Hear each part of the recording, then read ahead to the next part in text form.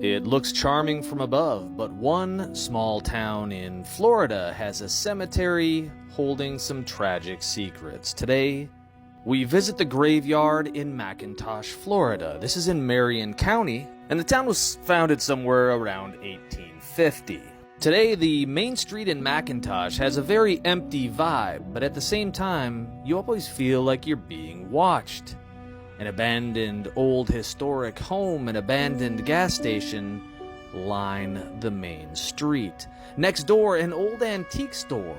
This appears to be open, but I don't see any evidence of life or movement. It's almost as if somebody just picked up and left 5 years ago, and everything is still just sitting out here. Next door, the graveyard.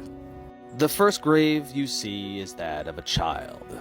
Charles, he died in 1918 at the age of 3, his grave lined with seashells. His parents must have been devastated. Look at the little footstone as well. Today, a tree growing up through that. Now, the footstone was common. Here's another example of that in use.